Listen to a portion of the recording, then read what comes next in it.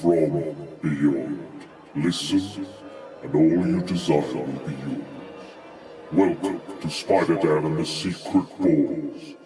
Prepare for Prattle.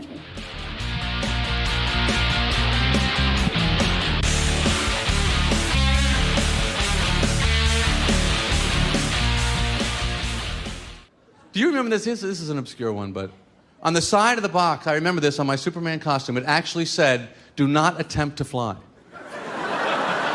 They printed that as a warning, because kids were putting it on and going off the roofs, you know.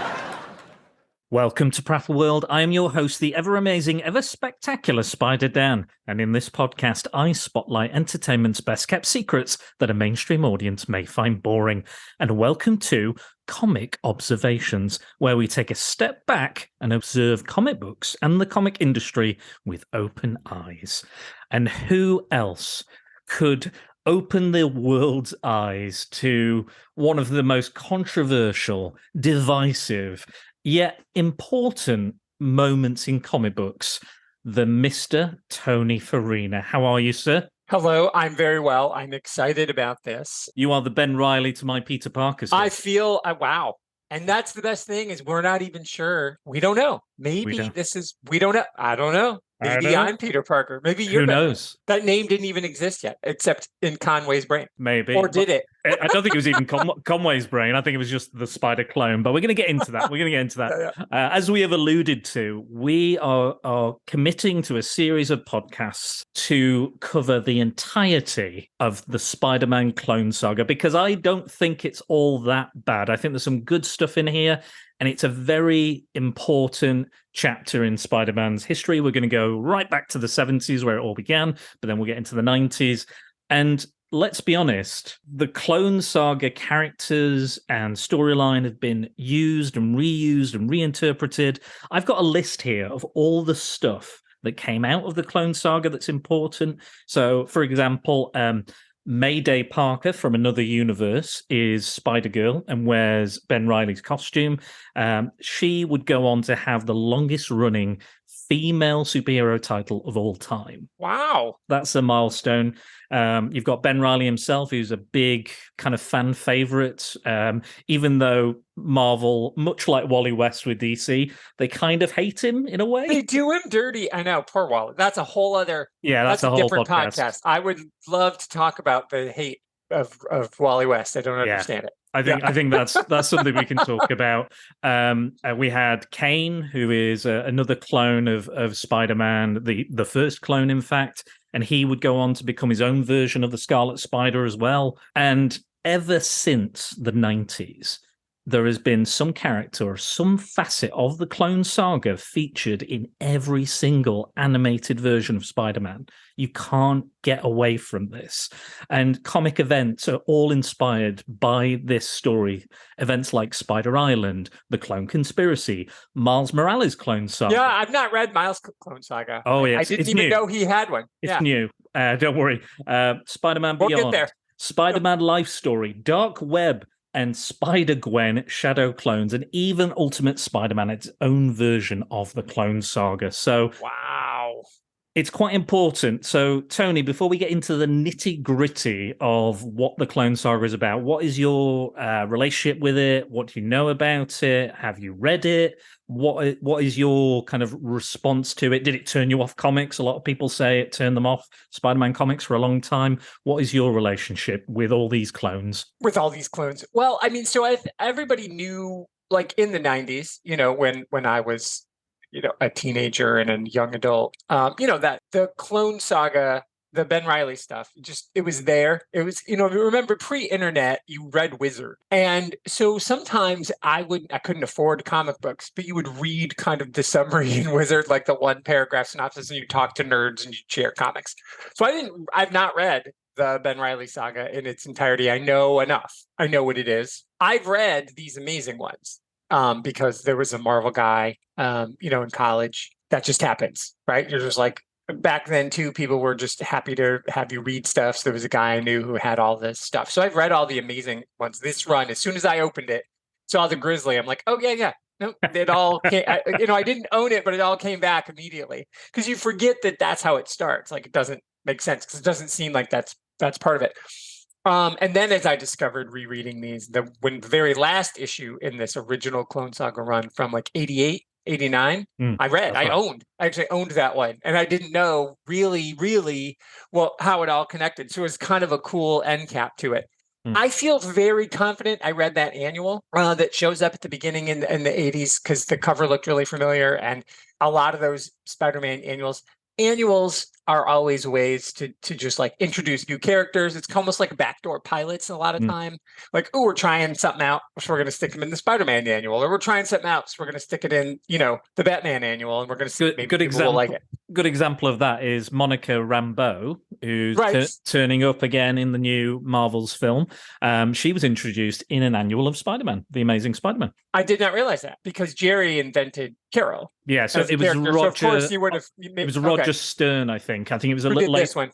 Yeah, it was a little later in the 80s. It would make sense though, because if you're following Conway's vision, on that. So yeah, I mean, I knew of it. I didn't. So I'd read those original ones. I'd not read Carry On Saga. So this was new for me to read it this time. And again, it's just one of those things where when you're a poor kid and you're buying comics used at flea markets and out of the 25-cent bin, you're just kind of flipping through. And if you've seen the cover, you just flip past it. And if you don't, I read a ton of comics out of order. Like I didn't read the Hard Traveling Heroes in order for a long time, but I you know what I mean? Like it's like whatever I could get my hands on. If it said if it was a Green Lantern, if it was the Brave and the Bold, remember those Batman Brave and the Bold? I loved those. And so I would just get them. And then it'd be like, whatever, this is it. I have this one and it's 182. And then, 3 years later, I found 181. Oh, so, and it's always, and that's funny thing. And I don't know for you, how you read them, but like reading things disjointedly like that, I never struggled with continuity. And yet for whatever reason, there are editors at DC and Marvel who were always so fucking concerned about it. And it's Marv, right? Marvel, both places, who's so concerned about continuity that they keep fucking with it. They're like, it's too complicated. We're nerds. We believe in Spider-Man and we believe in Thanos and we believe in Darkseid. Captain Carrot can exist on his own world. Earth 1 and Earth 2 wasn't complicated for me. Yeah. The multiverse... Same for me. Like when you were saying that, you were a teenager in the 90s. I was quite young in the 90s, but I still knew. I knew because the Clone Saga was going on at this point. I loved the animated series, and actually Jerry Conway wrote the first few episodes of Oh, did he? The 90s Spider-Man cartoon, and reading these issues, it feels like that. You get a sense of it, and you can see why. And when I was watching that and reading that, I knew the difference. I knew that the comics are different. The comics now are different from what this is. Like, and I'm I don't know, 5, 6, 7, something like that. Yeah, when that was out, I was in college. I remember watching it. So because I graduated high school in 91, so I was in college from 91 to 95, and so. That was on then, and I remember and there I am, an adult watching the Spider-Man animation. It was good. Hey, it still works. I know, and I didn't watch that religiously either.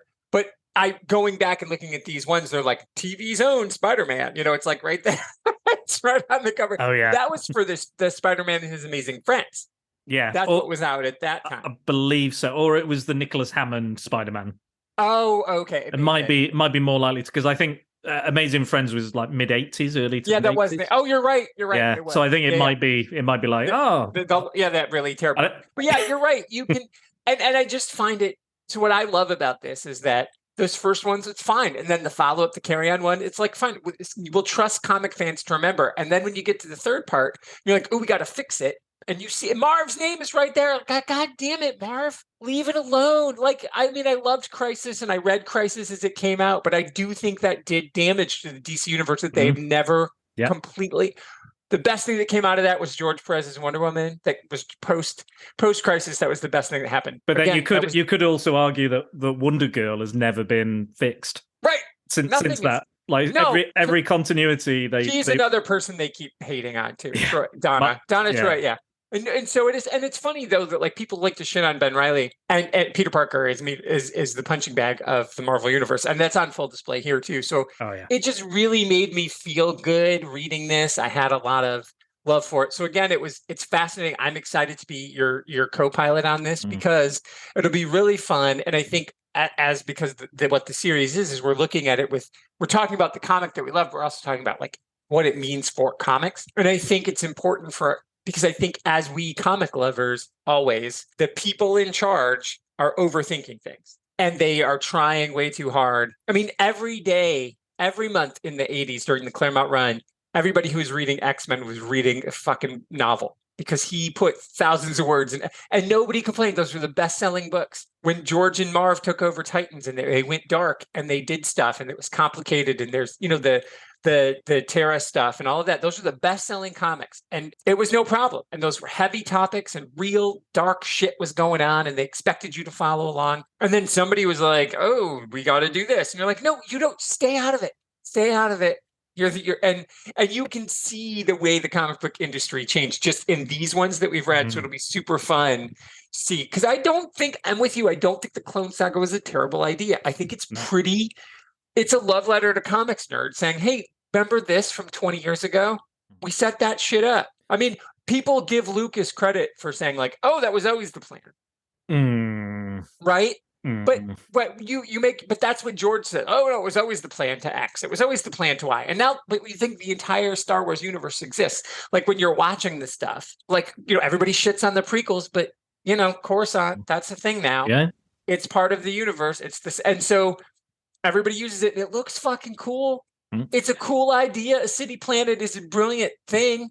All those horrible fans that were like, they're going to retcon the sequel trilogy. Yeah. Nobody likes Rey. And then they turn around and go, no, Rey's getting more films. So she's getting more films. Yeah, right. And I appreciate that, though. I do appreciate that. So I just feel like there's something really cool here to say we're going to go back to this because the argument is, and as the Spider fan, Spider Dan, the argument is the Silver Age begins when Gwen Stacy dies? Arguably. I mean, it's a bit of a wobbly time frame. Some say it's like Barry Allen, when Barry Allen makes his first appearance. Some people say when it's the Fantastic Four makes their first appearance.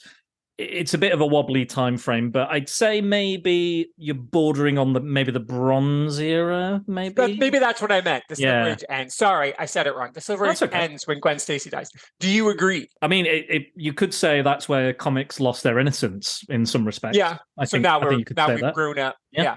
You could argue that, certainly. I mean, I'm sure there's other people that will disagree, but I think you've got a strong point there. Absolutely. So this is that, though. This is the if that is true, if comic books changed the day Gwen Stacy died, then this is what they look like now. And so I'm fascinated to go back and read them from that moment on of the death, because that's what this is. This picks up right after. Absolutely. And, Only about I think in real life it was about maybe a year or so, maybe more, but in the continuity I think it's only a couple of months maybe or so. He says a couple of months, but then later they say 2 years, and I was like, well, which is it?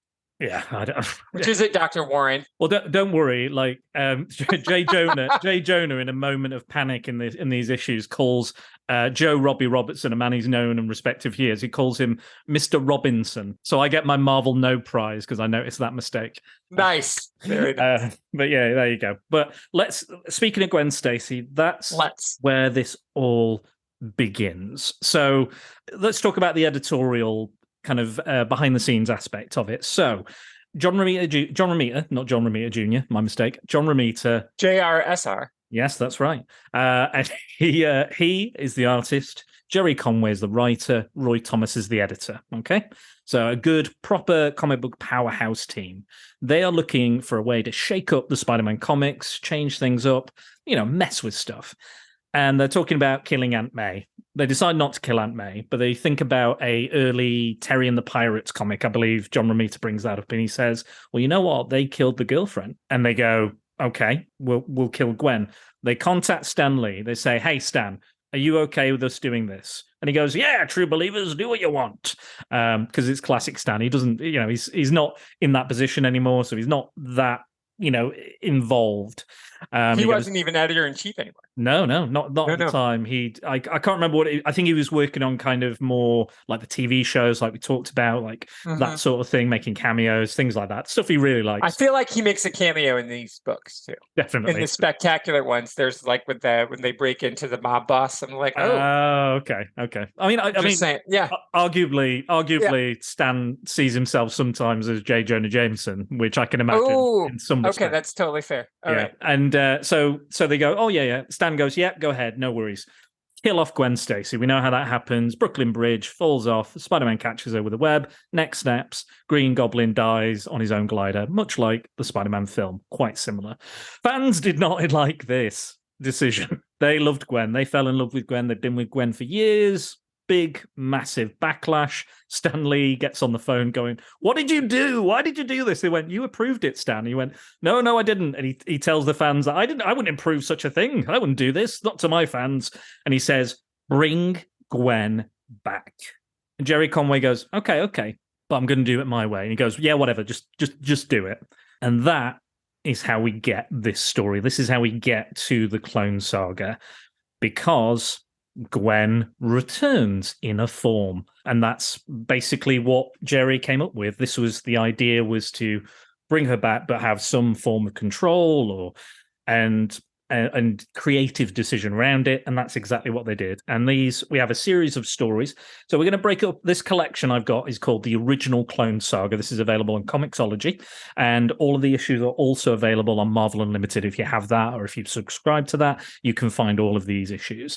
And we're going to break it up into 3 different sections. We're going to look at the original Clone Saga. We're going to look at the Carry On Saga from Peter Parker, the Spectacular Spider-Man. And then we're going to have what we call They Were Never Clones Saga, is what I'm going to call it. They were never actually Clone Saga. So let's start the ball rolling. Let's talk about that original Clone Saga. So you talked about the Grizzly earlier. So what's interesting about these issues is it's a series of kind of double issue adventures featuring a different villain of the week type thing. But within that, we have this kind of thread of the Jackal and what he's doing. This mysterious villain that has made previous appearances, but we don't know much about him, just that he's an evil bastard. So why don't you tell us about this set of stories? So I believe this is like 141 leading up to 150, I want to say. Well, and the version I read from 139 on. Okay. That was when the Grizzly shows up. 139. Yeah, that'll be correct. So it's like a dozen issues. So it was a year. It was a full year, which is crazy to consider. Okay, so listen, I just want to say, and before we're done, we're going to definitely talk about I need you to know, I'm asking you now, you don't have to answer now, but at the end, I'm going to make you go on audio and record if you are Team MJ or Team Gwen. Ooh, okay. Because that is important, just as fans. And I'll tell you mine at the end too. So what happens is, Peter's a mess. There's some undiagnosed PTSD, as there would be for killing your girlfriend and your arch villain. He is in college now. There's been a fire. He was living with Harry, and then he's living with Flash. Now he's finally got his own place, and it's a dump. But there is definitely a sexy model lady who lives there, which doesn't make any sense at all. But I love how Flash is like, "Hey, Parker, old pal." Yeah, he's gonna come over and hit on her, which I love. Glory, she's a great character.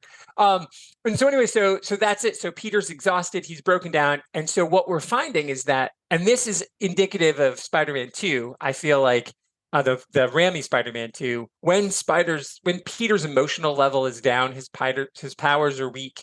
And it doesn't say it specifically here, but it's clear that's what's happening here. And I like that. I like it when Peter is a little more vulnerable, when he's a little depowered, and that it's his own fault, as it were. It's like he's because, as somebody who suffers with my own anxiety and my own stuff, it's like you do, like when you're really anxious, when you're really feeling something, you're not at the height of your powers, as it were. So I just like this subtle commentary that's running through this whole book. I find that fascinating. So yeah, it is a villain of the every 2 weeks, as it kind of is. Pretty much. Like villain. And Peter's it's relentless. And this is where Betty and Ned get together in this. And they're going to get married.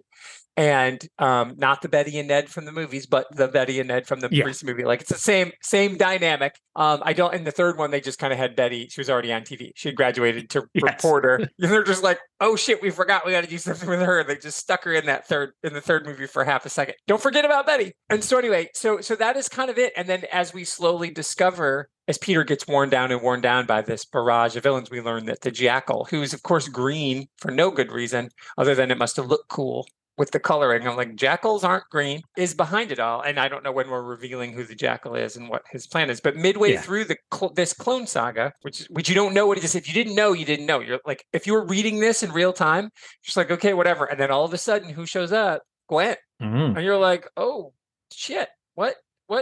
And then the last 3 issues are really hardcore us figuring a lot of stuff out. And there's a lot of almost naked Gwen Stacy. Slightly, just obscured. Just obscured. Yeah.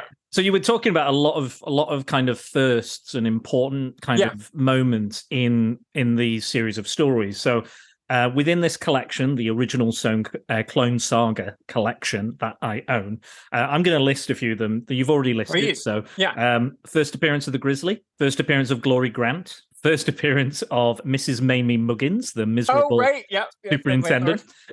Superintendent. She's not the landlord. That's right. Yeah. Technically not the landlord, but she acts like she is. She sure does. The first appearance of Daniel Burkhart, the second Mysterio, who I picked in my draft not so long ago on Paul's podcast. The destruction of the Spider-Mobile. That is so right out of the 1970s, like Electric Company Spider-Man. That is amazing. I had that toy.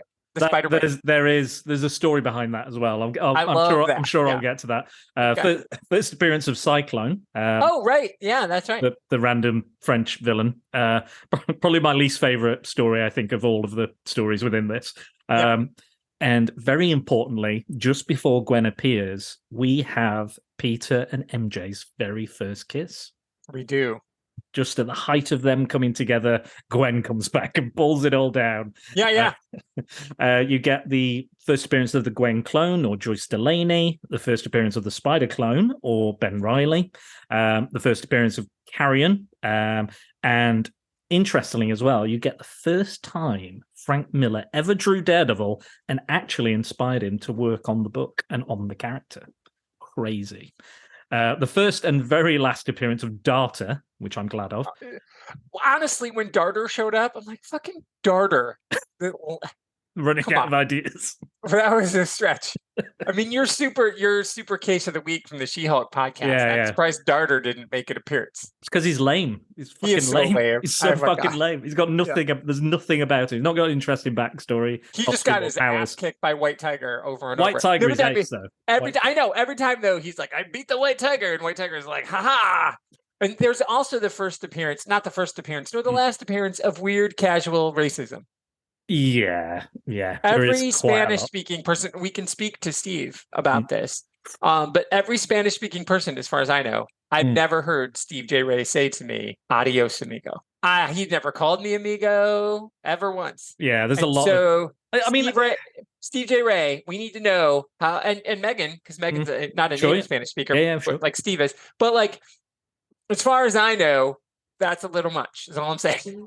True. I will say, I do appreciate in comics, like Chris Claremont did it a lot, where they use like a key phrase or word, language. I appreciate that. But yeah, if it was 2 different characters in this series. Of the 2 Hispanic characters, native Spanish speaking characters, who said that. I'm like, wow. Like in the original run, and then in this other run, you're like, dokey.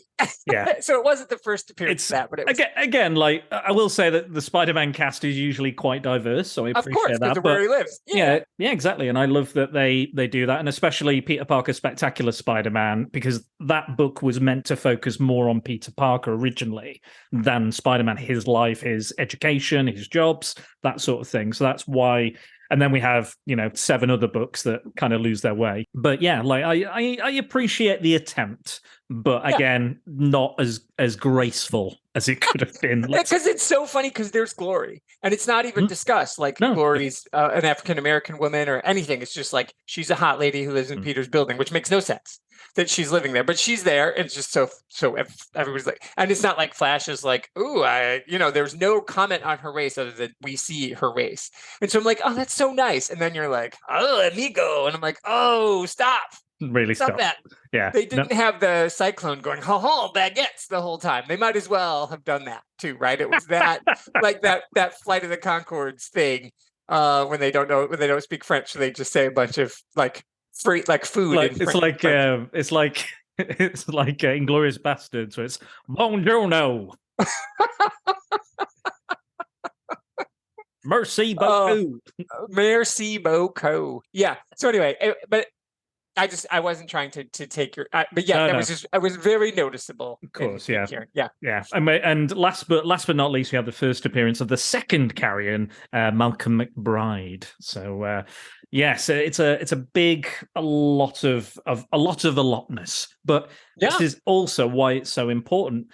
The idea, as well as multiple spider people, that wasn't really a thing before the Clone Saga.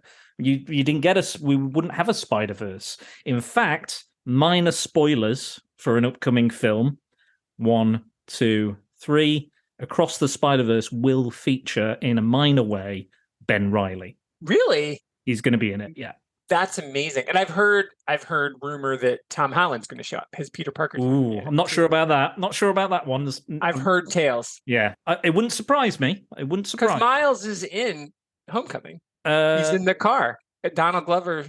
No, Donald Glover plays the Prowler, his uncle. Right, yeah, and there's a little kid in the car. Oh, is that? Oh, right, there's the kids in the car. So in my mind, if the Prowler's standing there and there's a little kid in the car, who's that? Maybe. To me, he does say, I have a nephew. So surely he would gesture to the nephew in the car. Oh, this is my nephew, if he was in the car.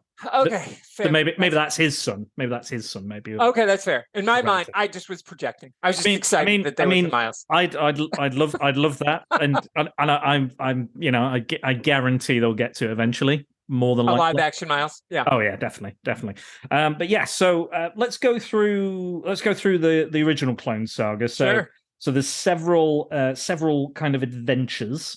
So we start off with the Grizzly, then we get Mysterio, Cyclone, the Scorpion, and a very, very happy appearance by the Man-Thing, fighting the Lizard as well. Then the Tarantula, then Jackal and the Spider Clone, and then the finale of this story is the Spider Slayer turns up in 150 with Spencer Smythe, and then there is a disposing of materials down a smokestack. But we'll get to that. Anyway, was there any particular one of these little adventures that you found like really enjoyable, or did you enjoy them all? I mean, I enjoyed them all. I liked. I mean, the reason I like the Grizzly so much, and again, as soon as I opened it, I'm like, oh, I remember, because it's like that. To me, that was also telling us we're starting over. It was, and again, so this is the end of the Silver Age, beginning of the Bronze Age. And again, I apologize. People were screaming at their podcasters, like, what are you talking about? Beginning of the Silver Age. I did mean end of this.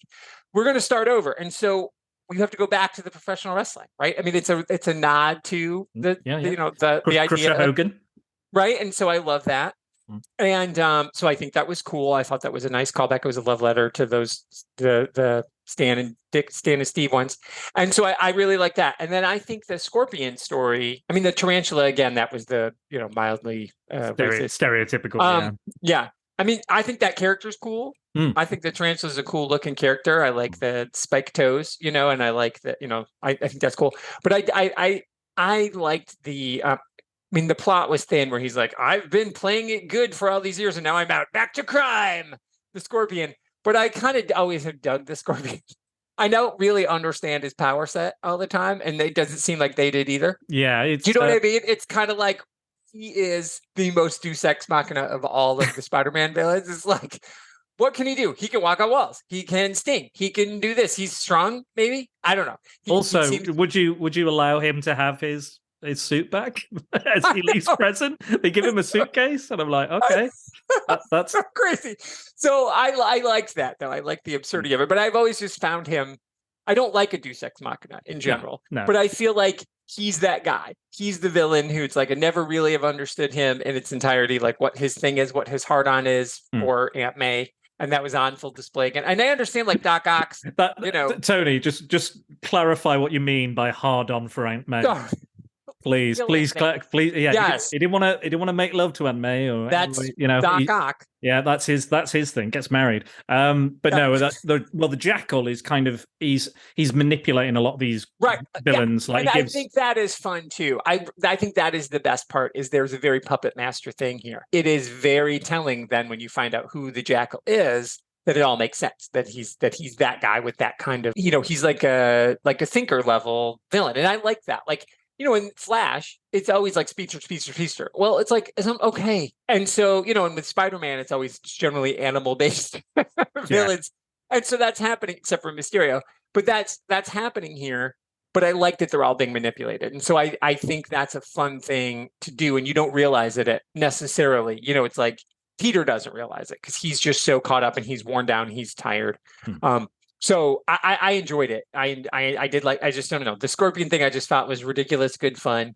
It was super campy. And I enjoy when Spider-Man makes him, because he goes to attack Aunt May because he knows that Spider-Man is around or looking after her or something. And then Spider-Man makes him go and apologize. And then she gives him a piece of her mind.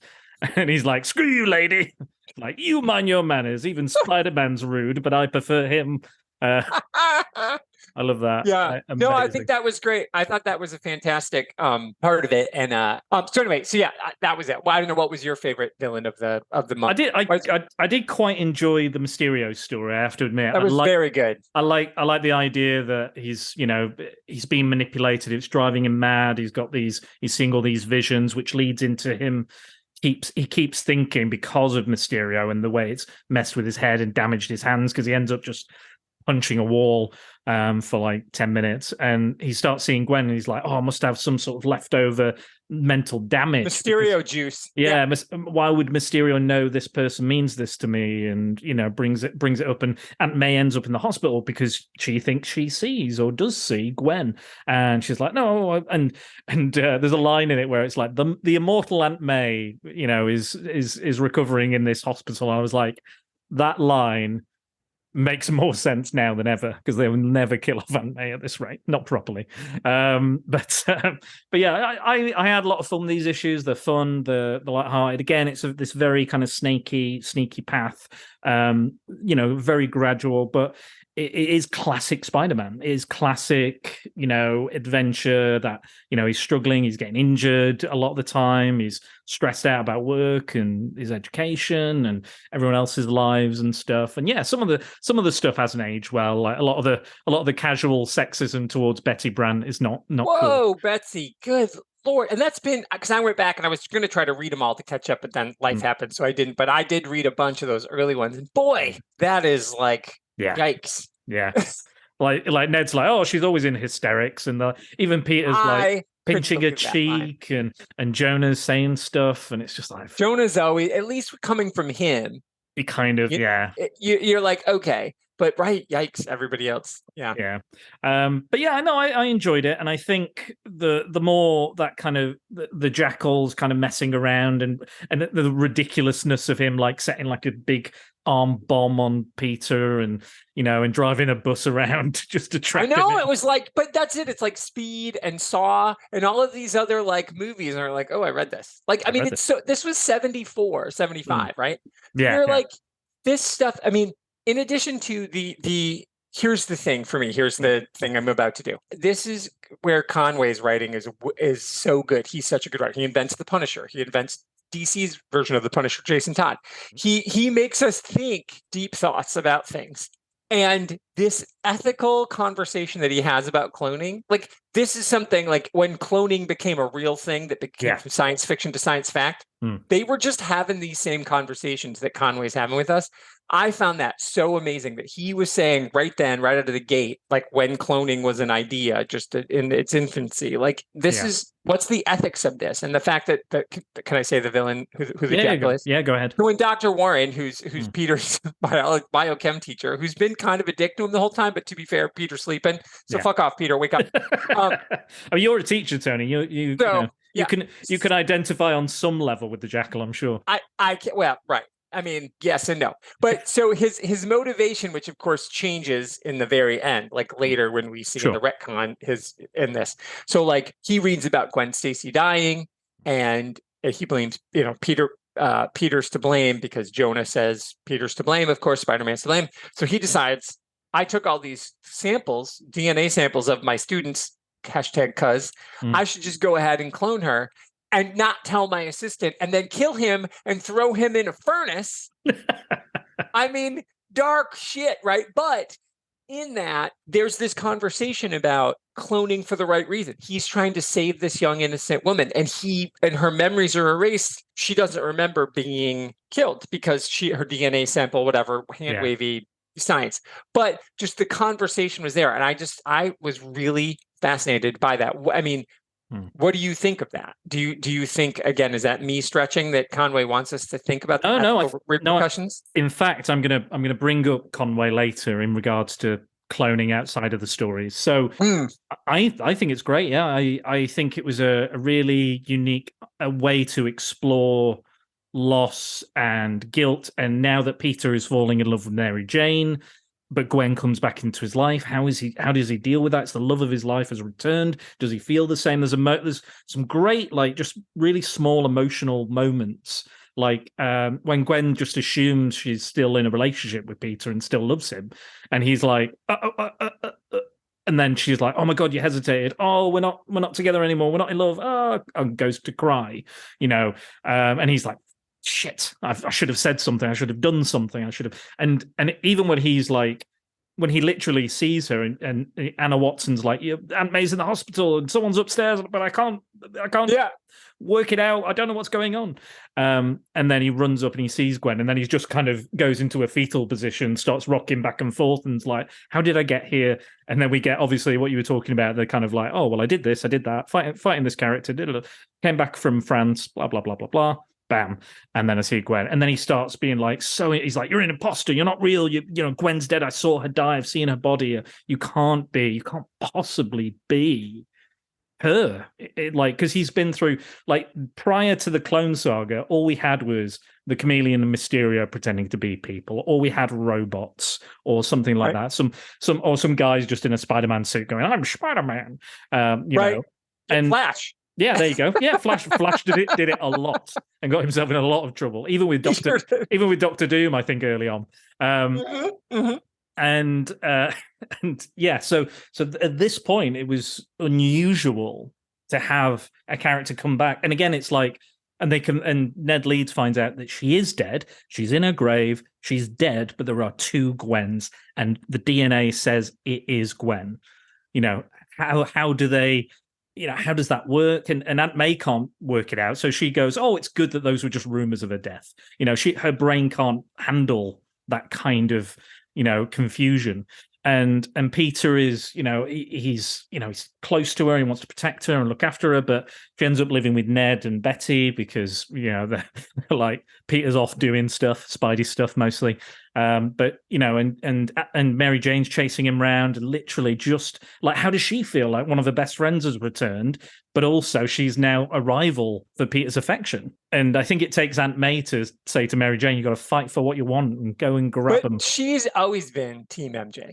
We've always known where Aunt May comes from. I mean, from the beginning, like before you even meet MJ, when he's into Betty, and then, when he's into Gwen, she's always like, hey, don't forget about Anna's niece. You're like, calm down. What is up with the pushy ants in this part of Queens? My God.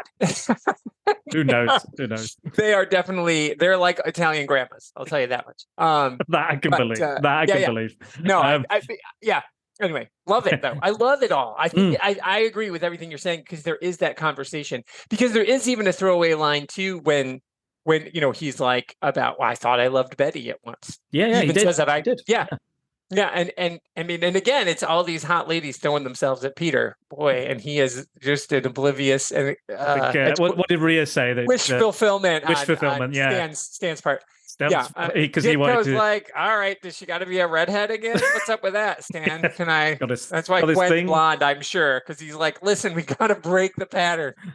I will say, I'm glad they waited for Ramita to draw MJ, because I think, as much as I like Steve Ditko, he has interesting looking characters and figures, and I as beautiful and lovely as all the women he drew are, I think there's something about Ramita and his romance comic experience, which exactly. gave MJ, it came through. Gave MJ something what she special. is. Yeah, for sure. So I'm gonna we've talked around some of those little adventures, but if you want to read it and you want to invest yourself in those singular adventures, definitely read it. I highly recommend it. Even if you don't read any other clone related stuff, I absolutely recommend those 12 issues. Bang, yeah, absolutely. So, and then Dr. Warren, man, I want to be that jacked when I'm like a 60-year-old science teacher. So we find out you were right. The assistant is killed, but the assistant is suspected to have stolen these samples and cloned Gwen. Anthony Serber, his name will come up again, no doubt. And basically, they're trying to track him down, and then both Ned and Peter are assaulted by Professor Warren, who reveals himself to be the Jackal. His reasoning behind cloning was that he was in love with his student Gwen. No, this part, he's in love with her as a daughter. Right, yes, fatherly. He says fatherly, doesn't he? Fatherly love. Yeah, fatherly love. Yes, yeah. So yeah, but then, and he wants revenge against Spider-Man, and then he decides to clone her, and then, like you said, Serber comes in and goes, "These were human samples, what have we done? The ethics."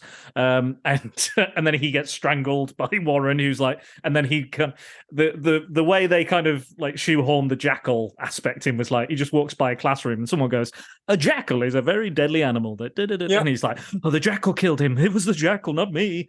I will say this about the Jackal. I like the Jackal, but I do feel like he is kind of Green Goblin light, if you will. But I will still got that split personality going on. You got he's green. He's he's a manipulative character and he's a scientist. He's a scientist. He's fatherly, like we said, and but not very good father in so many ways. He just has a walrus mustache. That's really.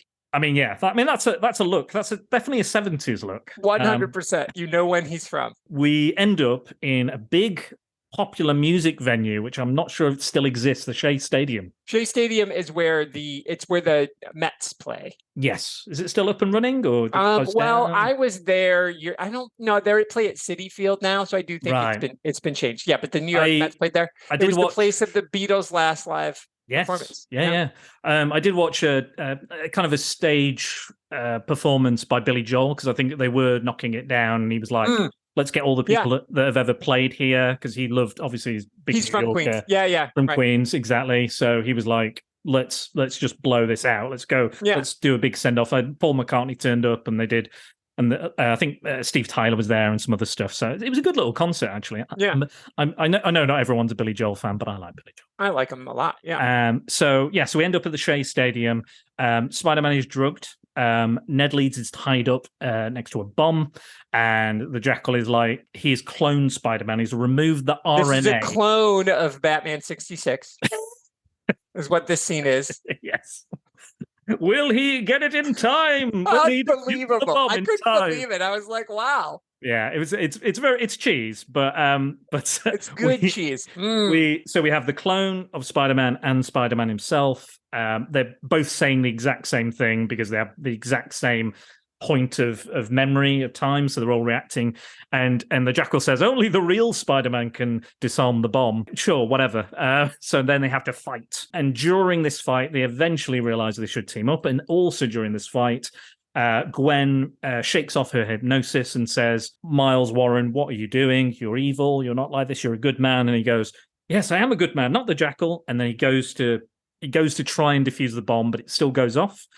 And then the kind of part of the stadium collapses, seemingly kills the Jackal and the Spider clone, and Spider-Man is left. And he's like, "I'm the real one. I survived." And she goes, "How do you know you're the real one?" And he goes, "Well, of course I." Oh, he has no idea. Dun, dun, dun. And that's the question that leads to many more down the line that we will be asking, I'm sure, creatively, editorially, but. There is that question. So this leads into Spider-Man 150, and he is still. Gwen goes off to live as a school teacher in another area of America. I can't remember. I want to say it's Detroit or Cleveland or somewhere like that. wherever. Let's just say I don't remember either. Sorry. She goes. She leaves. Yeah, she leaves. She leaves. She's alive, but she leaves. And Spider-Man asks Kurt Connors, who recently him and the Man-Thing fought the Lizard. So he basically says, "I need a battery of tests done. I need to know if I am a clone or not. I need to know this answer." So he goes, yeah. Has all the tests done. Goes to sleep, wakes up, and all of his enemies start appearing. He has another Mysterio fight of all of his enemies. I was like, wow, didn't I just read this? Wow. Yep. But yeah, it's not. It turns out to be the Spencer Smythe, the original creators of the Spider Slayers, is in a new one, and they created some, robot similariums or whatever you call them, robot copies of villains, but then they explode, and he's like, Spider-Man's like, I'm going mad from all these tests. And now during the fight, he basically is giving up. It's that classic Spider-Man, like, oh, I'm too weak, I can't do it. But then he thinks of somebody, and he realizes that he's in love with Mary Jane, and he's like, the clone could not have these strong emotional ties because of the outside stimuli, I think he says, something like that along those lines. And he goes, I must be the real Spider-Man. I must be. And manages to free himself and destroy the Spider Slayer and knock Smythe out, because he's put him through the ringer, but he's also helped him. So he knocks him out. And then he goes back to Connor's lab, very importantly, and destroys the results of the test. He believes himself to be the real Spider-Man. And we, as a comic book readers, we assume the same, and we carry on. Speaking of carrying on, what a segue! What a segue! Yeah, segue. So we move on to the Spectacular Spider-Man. So a few years later, Peter's still in college. He's doing his thing, and we are introduced to a brand new supervillain called Carrion. Do you want to tell us about this Carrion saga, Tony? Yeah, so this is just 5 issues, real tight. It's this guy. There's a bunch of baddies. Something with an M. The Magia. So it's basically Marvel's version of the Mafia. Right. Okay. So they are, and there's one that looks like Stanley, and they are definitely down to kill Spider-Man, and they even make sure they do a lot of the logo from the TV with the flat Spider-Man thing that definitely shows up in here a couple of times. And so Carrion says, "I'm the guy. I'm your guy," and he is a corpsey looking zombie type. Real emaciated, tall, kind of wraith, kind of a wraith-like. Yeah, really. So he's going to kill him, and so then 5 issues of, again, a few villain of the weeks happening in between this Carrion guy always showing up and kicking Peter's ass, and he's taunting him. And it's psychological as much as it is physical, because that's what happens. And so it's like, we're going to break into your house. I'm going to blind you. I'm going to do this. I'm going to do these things. I'm going to weaken you. So Daredevil shows up. We just said White Tiger shows up. Yeah, White Tiger. Yeah. Yep. And so they're there to help them. And there's some really cool stuff with and Frank Miller shows up, and you're like, son of a bitch. Wow. Looks good. No offense to these other people drawing, but once Frank Miller shows up, you're like, oh, why is he such an asshole? Anyway, so, but I kind of love those episodes, those ones in the middle. They have really nothing to do with Carrion. They're much more about Daredevil trying to teach Peter to fight using his spider tingles, his Peter tingles. Yeah. I love that. I really love that. I love that dichotomy of they call the issue the blind leading the blind, which I think is appropriate. That was my favorite one of them. Because I like Daredevil, of course, but also I just think this was again a way to reintroduce to character. If you're again, Stan Lee's thing, every comic is your first comic, so this is a really good look into the spider sense, and I do think it's a nice callback to Peter's so sure at the end of that first Clone Saga that he's the one. He just feels it. Peter's emotional, his EQ, as we like to call it, is off the fucking charts. And that's what the spider sense is. Part of it is it's Peter, but it also gets in his way. He lets his emotions get in his way. His love for Gwen can get in his way. His love for this, his love for Aunt May always gets in the way. And so I think this is a really fascinating look at that, because Maddie, of course, he's an emotional rock. That's why he goes to confession. He wears his emotions, he holds them in, and then he goes and he lets them out. He's an emotional being, and he's got these extra senses. And I just thought it was a really cool look at Peter's emotional side, but I like the idea that your spider sense could allow you to still be the hero that you are. You don't need to see to be that. You don't need to be 100% to still try. I like as well that because Daredevil's been he has a disability. He's lived with that disability for many years, and he knows what Spidey's going through. And Spidey's like, I'm useless. I'm done. My life is over. I can't do what I'm supposed to do anymore. I've got to save the city from this nuclear bomb. Daredevil is constantly supporting him, and he's like, well, I can't knock his confidence now that he's got it back, and even though I can sense this, we're going to go with, hey, Spider-Man, you sense anything? Oh yes, it's over there. There's all of that support, and I've always liked their relationship. Like, obviously Daredevil was created in the image of Spider-Man, and there are a lot of similarities, but I love again a good crossover, a good team up shows the similarities between the characters and then the key differences as well. I think these 3 issues are just, again, it's a blast. I read, when I was younger, I want to say it's Daredevil maybe 49, 50, because they team up against this character originally, the Mass Marauder, back in the 60s in some Daredevil issues. So it's kind of almost like, hey, remember that previous issue that Stan wrote cool. and John Romita did? Yeah. Do you remember that? This is kind of this again. That's cool. I love that. I love that. That's the thing. Yeah, right. And so, but again, it's all a dodge. It's like there's this other guy and there's these other guys, but the whole thing is this Carrion character manipulating, puppet mastering. And then we get to the end and we find out that Carrion is the clone of Dr. Warren, because his whole thing is to come back again from the dead again, because he still has a huge hard-on for killing Peter, for killing Gwen. Yeah, absolutely. Well, now he's got a bigger hard-on because he's killed him. Killed him. Jackal. Yeah. But yeah, so we have this character, and I'll be honest, I think he's a little bit overpowered in this particular story, because he can fly or float. Yeah, he can float. Yeah. He's so wrong. There's something so wrong about his existence that he repels anything natural or dissolves anything natural when he touches it. Right. Yeah. So he's actually repelling, the earth is repelling away from him, or he's repelling from the earth, because the earth is like, oh, don't touch me, you disgusting freak. And he's got teleportation powers, apparently has a telepathy, and apparently he can phase as well, like become intangible. Jerry Conway, a little later on in this book, in these collection of stories, Jerry Conway kind of takes away a few of those powers, and I think that's for the best, because I think it was just a little, and he's got this crimson death dust as well, which can knock people out or kill people. I was like, it's probably a little bit too powerful, maybe just a tad.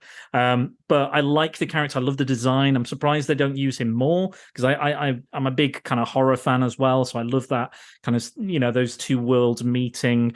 And I love his motivation. I think the Jackal's motivation is good motivation. I think, again, Carrion's motivation is good motivation. It's not like, I'm just going to take over the world or anything. For no reason. Well, that's the thing, like the Scorpion. That's why I thought that other way. The Scorpion's like, I'm going to get out of jail, see, and I'm just going to do crime. And I'm like, but why? Yeah, for no, and I'm going to go kill MA just because. You're like, okay, God damn it. Yes, this is where Conway, because Gill actually wrote issue 150. Yeah. Right. And then now Conway's back for these issues. And, So this is Bill Mantlo. So Bill Mantlo is right. So it's not a Jerry. This is. Oh, no, you're right. Conway does the other ones. Yeah. The retcon issues. Ones are, the retcon issues, okay. Or the not quite Clone Saga, or they were never really Clone Saga. Right. Yeah, but there's still there's just such a, again, you're empathizing with the villain, and I think that matters. Whereas with the Scorpion, you're like, what? But I think at Grizzly, you're like, okay, that's your motivation. But right, with Carrion and the Jackal, that's what makes a good villain. What makes a good villain, like, the world is fascinated with serial killers for some reason.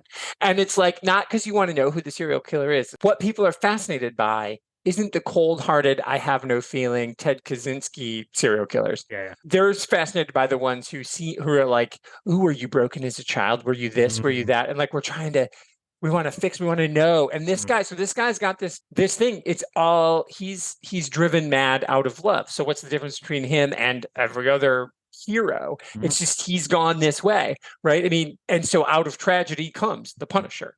Out of tragedy comes whatever. Peter's has tragedy, of course. I mean, there's a lot of arguments out there that Daredevil should actually be a supervillain. Sure. The amount he's gone through, the amount he's lost, the amount of pain and misery. Some people say, if he wasn't as strong, maybe if he wasn't as strong as, maybe if he wasn't a Catholic, he may well be a supervillain. There's that drive and that determination that he has, and And again, that never saying die, that never giving up, that both, again, Spider-Man and him have. Yeah, that comes which through. you see on full display in White Tiger's the same way. I think it is a nice collection of hero, like powered heroes, but they're not. And I think making it be so super powered, that is definitely problematic. But these are three never say die, down on their luck. One lives in Hell's Kitchen, two lives in this fictional part of Queens that's a dump. Because Hector and Peter live in the same building, don't they?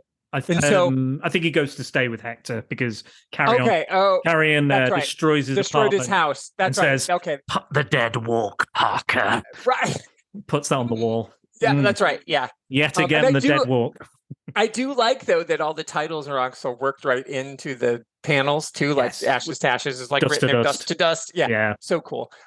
It's just really tight. It's a tight story. I think, again, you're playing on Peter's emotions, and that's the crux of it all. Is and the reason that Daredevil, the reason Hector and Maddie are good people to team up with is because they are heroes who need to keep their identity secret because they have people they love, and that we see them all. We see Hector's girlfriend. We see Foggy shows up for a second, just for like one blink and you miss him, but he's there because he goes to Nelson Murdoch. Obviously, Peter has the people he loves, and this idea of you keep your identity secret, not for yourself, but for the people you love. And that conversation is being had here. And what is it that Carrion has? He knows who they all are. And that's what makes him more dangerous. All of the powers that he has notwithstanding, when you know who Peter's people are, that is the most important thing that you can use against him or Maddie, or, threaten Karen. What's Maddie going to do? Open a vein, So I just think that's an interesting look here. And I think that's what makes Carrion this, but he's also an empathetic villain who is trying to, although I don't like the way he discovered Peter is Spider-Man, because he was just around the corner.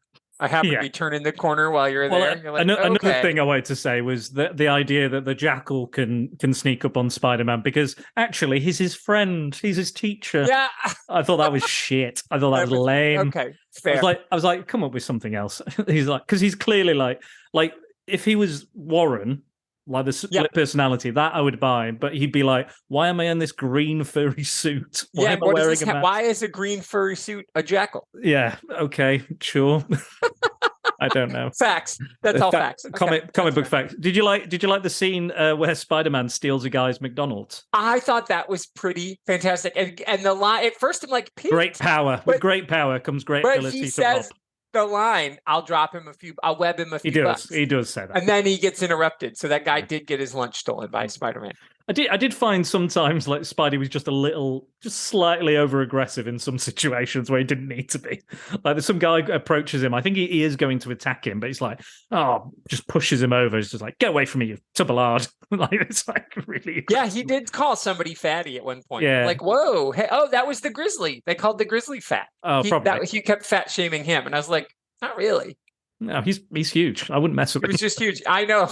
Yeah. Anyway. Anyway, I thought it was not the first time I've talked about a grizzly this year.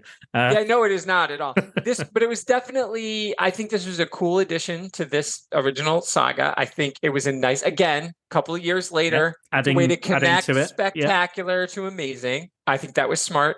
There's one thing where it's like you got to stop and go. I don't know if it was in this one or the first one. It's like you got to stop and go read this other. Oh yes, during the I've actually read that issue. It was in a Defenders collection. It's Nighthawk and Spider-Man in Marvel team up fighting the Looter, who is also known as Meteor Man. It's an issue.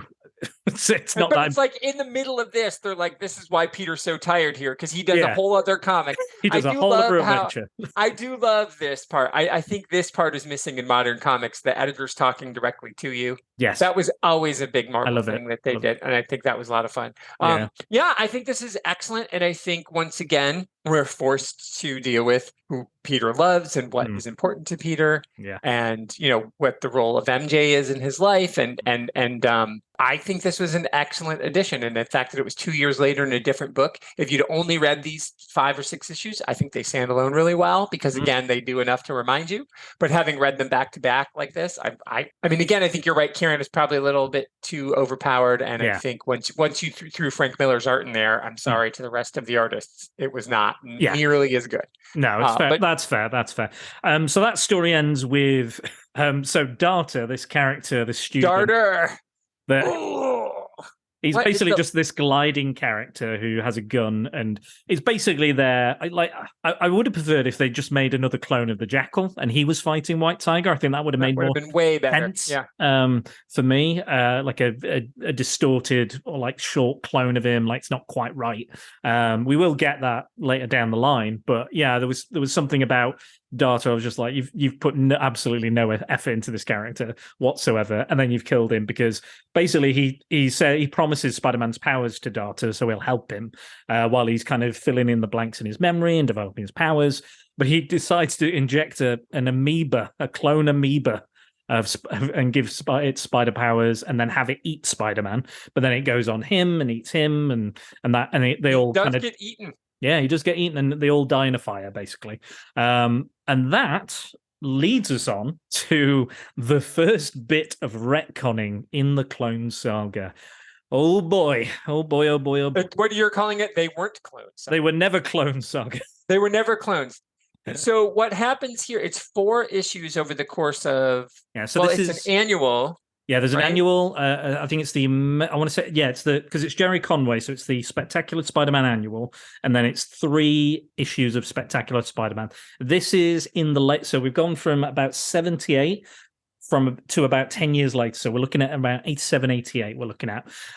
So we've got tombstones in the book. We've got Glory Grant has progressed. She's now the secretary. So we've gone from Betty Brant as the secretary in the Bugle to Glory Grant. I wonder why.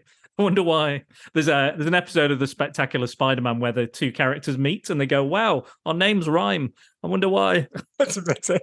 There's like a little in joke there, which I quite enjoyed. But yes, so Jerry Conway. This is what I wanted to mention. Jerry Conway, in the years since, had spoken. This is apparently why he instituted these retcons. Okay, so if you're not familiar with retcons, retroactive continuity. So it was never, the truth is never, it's, there's stuff you never knew. The real truth is being revealed now, so we're going back and we're changing things that were previously set in the continuity and adding to them or altering them in order to make new stories out of them.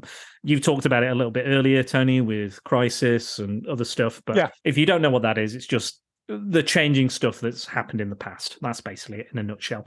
So Jerry Conway, this is apparently, we don't really know 100% the reason why he made these retcons, but apparently he spoke to a scientist, someone in the scientific community, and they were talking about cloning. And for some reason, they got onto cloning, and he said, cloning can never happen. It's never going to happen. Never in a million years will cloning be a possibility. It's just forget about it. It's not even real. So for some reason, Jerry Conway took this to heart. I will say, in less than 10 years after this, we got Dolly the sheep. I know. So I think this, if this is true, and this person told him from a scientific community, he's talking absolute bullshit. Look up Dolly the sheep. She was the first mammal to be cloned. I don't think there's been any since because of ethical reasons, as we've discussed. But yes, I think. I mean, I'm not going to go crazy wackadoo land, but I believe I am 100% sure other things have been cloned. I mean, and you can even just kind of take a look at like an what amoeba you're doing. Or something, right, or a cell. yeah, or just like in some weird, off the grid. Oh yeah, black science. Somebody's doing something. Yeah. Well, and like was it like 5 years ago, the Chinese doctor went in utero to the twins and used CRISPR to adjust their genes so that they could be born and be resistant to the AIDS virus, and he did it without the parents' consent or the university's consent where he worked. So that's not cloning, but I mean genetics, genetic manipulation. I mean, that's some shit, man. At an embryonic level. So you could argue. Anyway, but yes, it is the thing that really did. It is a thing 100%. It is a thing that does happen. Is it a thing that is possible? So he took this to heart and was like, "Well, I'm going to have to change everything now. I'm going to have to give it a more ludicrous and unbelievable reason." The dumbest thing. Okay, go Tony. Tony. Okay. Thank you for telling me that, Dan. I didn't know. It makes it frustrating to say, like, that's like saying Robert Zemeckis was like, somebody said time travel isn't real, so he's going to make the flux capacitor not a thing. There's a reason they don't explain how the flux capacitor works. That's why you believe it. It's just like flux capacitor. You're like, okay, boom, time travel works because of a thing. I at no point in time didn't believe this. And we know with Dolly the sheep, we know that what Warren did is the way to do it. Like, that's how you fucking do it. It's insane in the membrane that this is a thing. He even has like a fake womb that he grows them in. So it's like, instead of them having, like, Dolly was implanted into a sheep, he's like, I'll science up a womb outside the body and I'll put it all in there. Hocusy pocusy. Conway invented cloning. It's insane. So what they do is, the first thing in the annual, Gwen shows back up again just to fuck up Peter's life. And then there's 3 other issues where they have the conversation and Carry On comes back. And instead of it being clones, we find the secret, we dig up a box, and there's a secret notebook. And in it, it's a virus. The replicator virus. I think later on they call it the carrion virus, or right. I think they might mix the two. I'm not sure. But isn't that what it's called at first? Yeah, it's called they call it a replicator virus, because that's totally possible. That makes, for some reason, makes more in a sense. place where there's a man who's a spider and a man who's a torch and a man who's a thing and the thing all exist in the same universe. And there's a man who's a man thing. And... Right. All of these things exist in this universe. Tombstone is in these books. You're going to say, Tombstone is in these books. That guy is in these books. You're like, oh, no, cloning. That's such a dumb thing. So anyway, the replicator virus. So then we learn that Dr. Warren didn't love Gwen like a daughter. He was in love with his 19-year-old student while and he wasn't a 22-year-old teacher in love with his 19-year-old student. He was a 60-year-old man who was like, I need her. And it was not now out of love, it was out of jealous rage. And it takes away all of his, I'm sorry. I lose everything for you. I feel no empathy for you anymore. So not only do you retcon that, but I think you retcon by taking that away. I think you ruin any feelings I had for being on your side before Jackal. Yeah. Not like I want you to. Well, we had a redemption, didn't we? Had his redemption. We did. Was, yeah. It's like Spider-Man 2 with Dr. Octopus. He realizes in the wrong. Yeah. He redeems himself. The Jackal did that, but now the Jackal is about, and he gets more and more irredeemable. Don't you worry, Tony. Don't you worry. I can't wait. So anyway, that's what it is. That's what these 4 issues are about. The Hobgoblin shows up. So first we learned about Gwen, and Gwen's not real.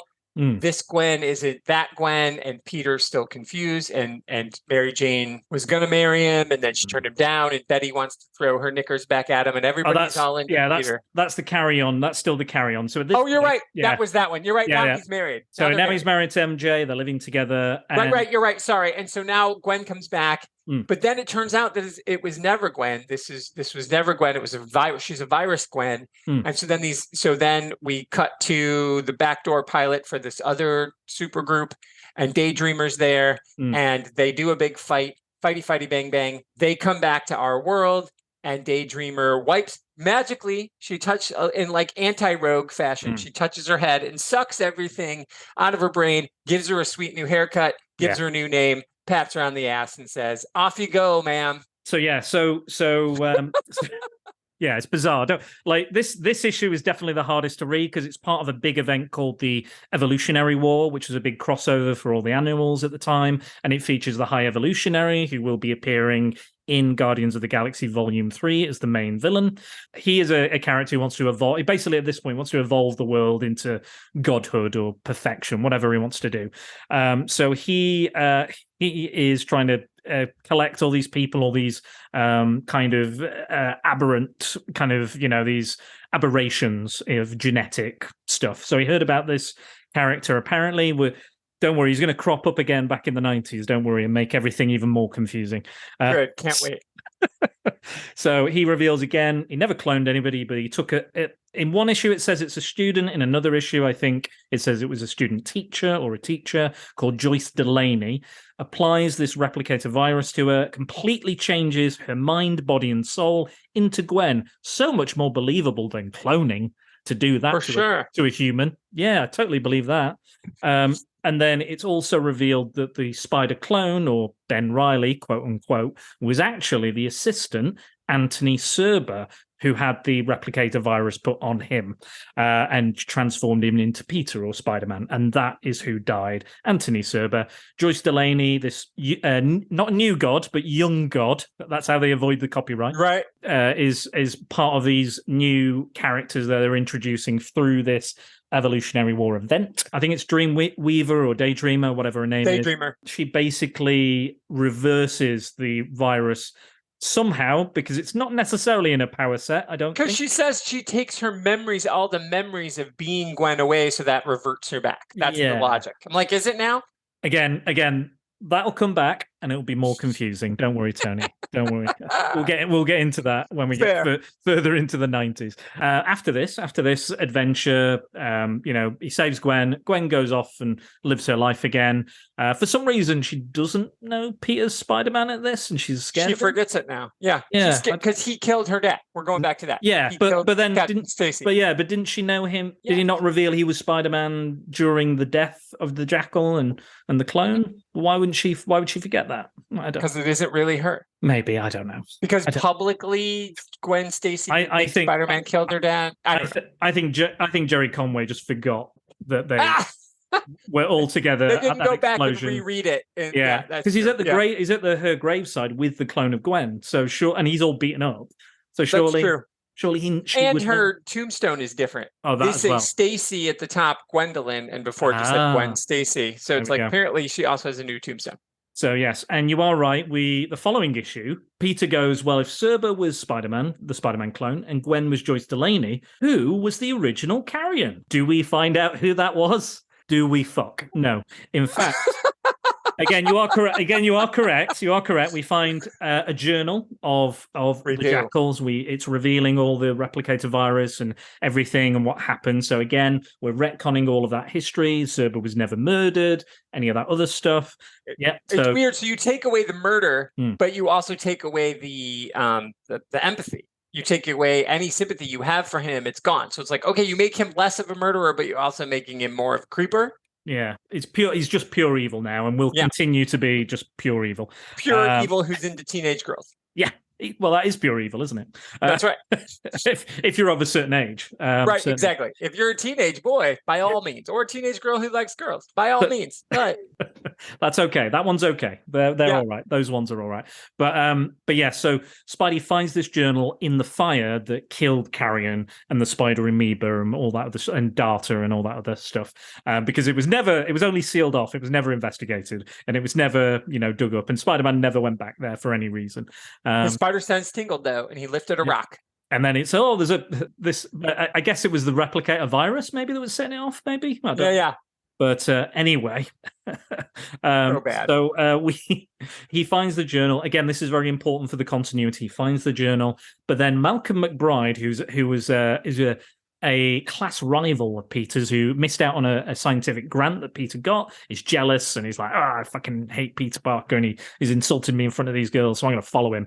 He finds the replicator virus, he's amazed by it, and he's like, I'm going to work this out, and I'm going to claim this was me that created it. But then it goes on his skin, and it replicates Carrion. So Carrion is back. Malcolm McBride is the new Carrion and believes himself to be the clone of Miles Warren still. However, he goes, oh, Spider-Man, you mentioned the replicator virus. Tell me more about that, because you know about that now. And now, and then he basically convinces him that he's Malcolm McBride eventually, and kind of like goes, Miles Warren's dead. Here is his gravestone. Bam, bam, bam, bam, bam. And again, this is where Jerry Conway reduces the powers. And then the following two issues aren't really that important to the Clone Saga. They're more about Carrion. And it's basically that these remaining stories are just to kind of, this is everything before the 90s, basically. Everything clone related before the 90s, they've just shoved in this collection, which I think, again, works. It's enjoyable. And also, it makes sense to me to follow, because Carrion is going to turn up again. And we talked about Carrion in Maximum Carnage as well, which was me and Mike covered a while back. So it's nice to go back and see where the character came from, the original story. But yes, do you want to talk about these last couple of issues again? Not massively, but they weren't. I mean, you talk about Green Goblin knockoffs, the Hobgoblins here, and it's not even the original Hobgoblin. It's not. I know. It's like nobody is. But again, if you want to get meta, you could say that's it. It's not the real Carrion. It's not the real Hobgoblin. Sure. Is it the real Peter? And again, that last issue was the one I'd read before. I'd read that one. I owned that one. I physically had that copy. I remember the cover. It's a nice couple of issues. I like It's a cool Hobgoblin because like Hobgoblin frees Carrion, and Carrion's like, I don't want to be freed, and what the hell's going on? And they were fine. Again, that's why I didn't realize what it really was when I read it all those years ago. I didn't feel like I was missing out on anything because they were just kind of interesting standalone story. It was a standard Spider-Man fights a couple baddies. Again, it's like the couple of issues at the start, like Grizzly's in there. Yeah, you have but that's how it ends. Couple of issues, bam, next arc. It's a good way to you don't just make a hard jump. You fizzle out. You're like, okay, we're moving away, and then give people a time to jump into something new. Yeah, I think it's probably a good idea that they included these issues because, again, Carrion is in it, but also your brain is allowed to decompress from all the fucking retconning that's going on. I didn't mention earlier, we vaguely mentioned the smokestack. So I need to, this is important for, again, future podcasts and the continuity. Spidey, when he decides he is the Spider-Man, after 150, he throws away the test. He goes, I'm the Spider-Man. He still has the body. And as he's disposing of the body, he takes off the mask and reveals Spider-Man is killing Peter Parker, effectively, chucking him down the smokestack to dispose of the body, but his spider sense goes off. So we don't see this story play out, but he gets blackmailed because somebody is taking photos of Spider-Man disposing of Peter Parker's body, which leads to a lot of questions, Tony. As it would. And that turned out to be Harry Osborn, and it was part of his scheme to come back as the Green Goblin, as a second Green Goblin, and take his revenge on Spider-Man. But again, those are not included because that's another whole thing that we don't have time for. But Tony, on the whole, what did you think of these collection of stories? Did you enjoy them? Are you looking forward to seeing more from the Clone Saga and where it goes and the strange, confusing rabbit holes we could be going into?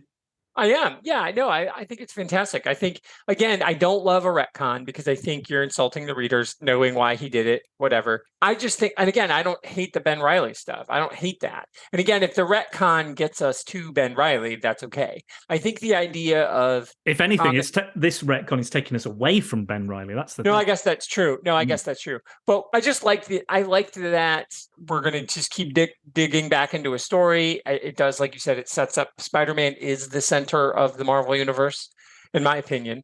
And so it's always important to have him there. And, everything where we're seeing in the new movie version and everything. And then when the Ultimates happen and all that other stuff with Miles and whatever, Spider-Gwen, who's a great character. It was just nice to see regular Gwen again. But, I really enjoyed it. I feel well-versed. I'm ready to move forward to whatever you say comes next. Oh, yeah. I love this kind of nerdy stuff. Like I said, the thing that I love about Matt's show is when he does like the Earth 2 and the Silver Age and stuff.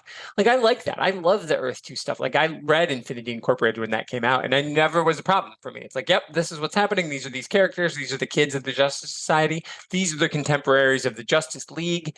I loved that old Robin and old Huntress had were a couple, and that Huntress was the daughter of old Batman and old Catwoman of Earth 2. I just thought that was cool. What a cool thing. So I like that this is where we're calling back. We're saying, hey, these previous issues mattered, even if you didn't read them. There is a world before you. New comic book reader, you can look back and this stuff. So it's fascinating. And so this was fun. I can't wait to keep reading. But before we do our send-off, yes, everybody needs to know, are you Team MJ or are you Team Gwen? So with Gwen, Rhea said on our Discord chat that Stanley can't write women, and we went into a big discussion about this and how I agree. I think Gwen did not have much of a character. I think retroactively after she died, they developed her and did some unfortunate retconning as well with Gwen and some other stuff as well. Very bizarre choices, but I think she's become a better character as she's gotten older. Like, with the Spider-Gwen, there's been more kind of like the retconning. The retconning of Gwen has been a very good thing. Like Spider-Man Blue, I think gets her right and makes her a really fully formed fledged character. So I would say I'm Team MJ. There's a really good book by Jerry Conway, in fact, called Parallel Lives. And it is basically the life story of Spider-Man, Peter Parker, and Mary Jane told in parallel. Nice. It's a really, really good book, and it fills in all the holes and it adds on top of the continuity. It's really good. It's like late 80s, early 90s book, just after they got kind of married, and it tells their lives and how they intersect and how they disconnect and what happens and what leads to them eventually coming together and get married. Beautiful, wonderful, well drawn. I think it's John. I want to say it's John Romita who draws it as well. So it's a wonderful little graphic novel. Go search that out. It's brilliant. But yeah, I'm Team MJ. I think she's a much more fleshed out character. She was more interesting. She's got a troubled history. The way she acts and the way she carries herself is a lot more interesting. She's got some sense about her. She knows what she wants. She goes after it. She doesn't, she's not going to stick around and wait. She's not going to be anybody's like beau or anything. She's not going steady with anybody because she wants to live a life and do the things that she wants to do. And sometimes she does say, "Oh no, I'm fine. Everything's cool. I'm the party girl." When deep down, she is very, very sensitive and hurt and damaged.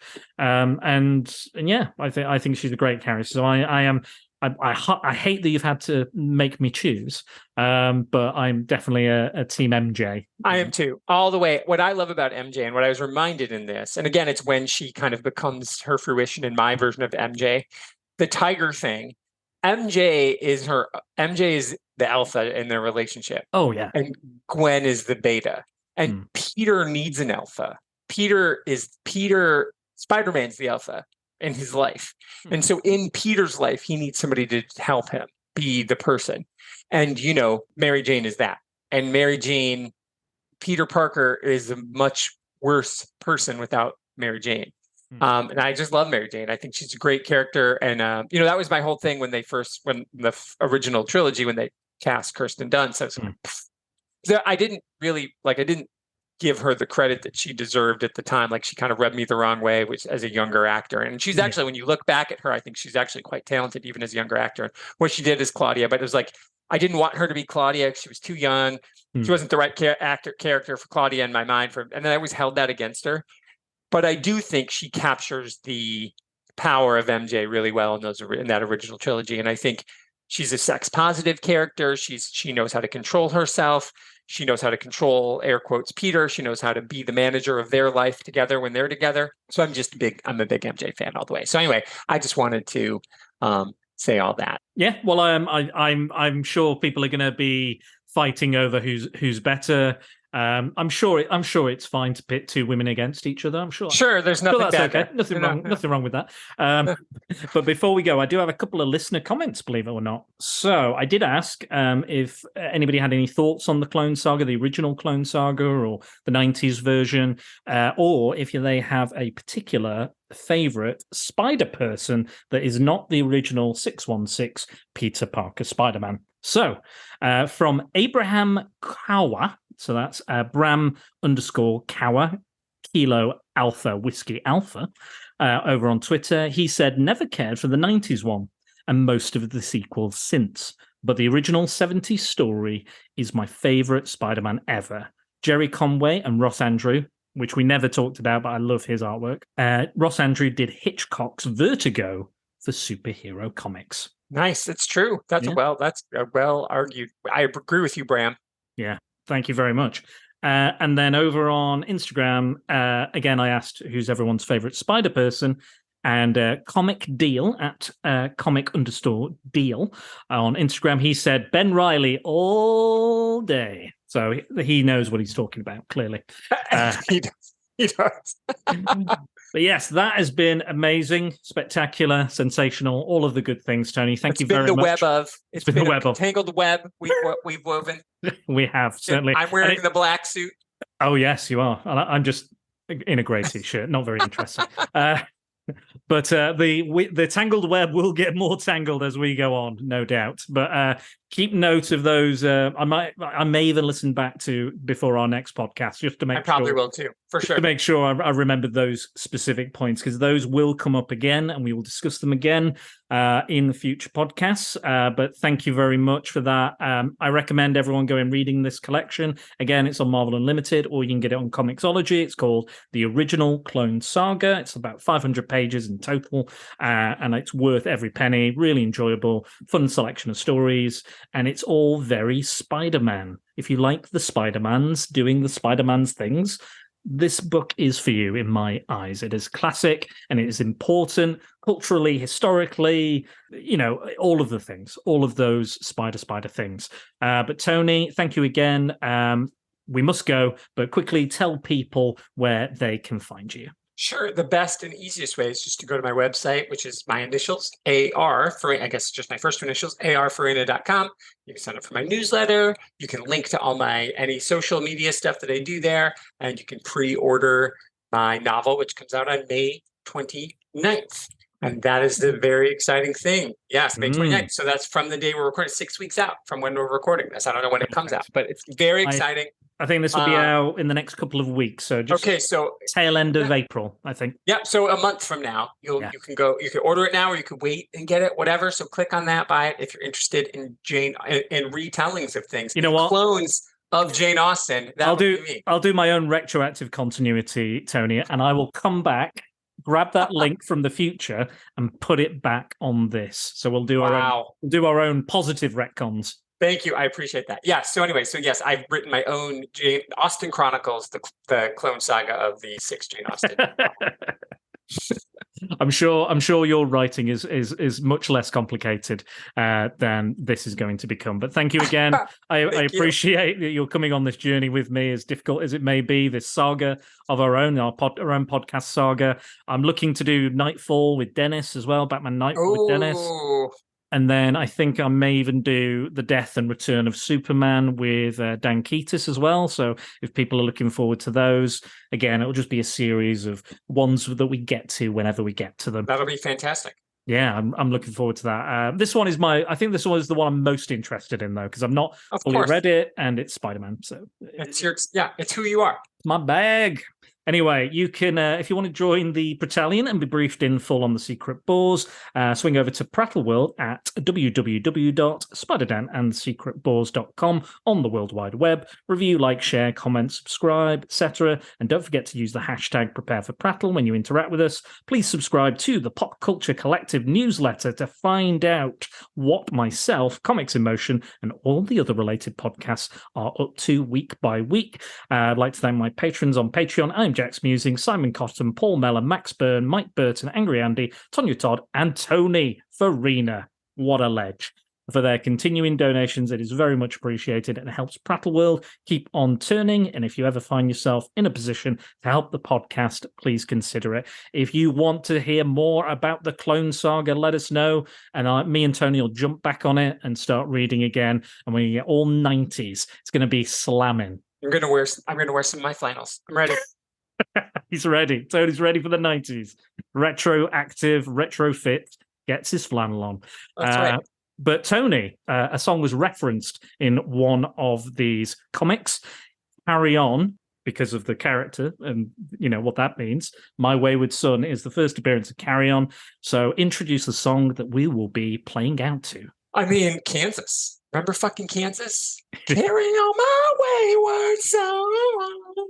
Oh. And that's it. So enjoy. I'm pulling a Tony out of my bag and I'm playing a whole song to finish off the podcast. We'll see you later, Prattalion. Check in with us another time. Bye.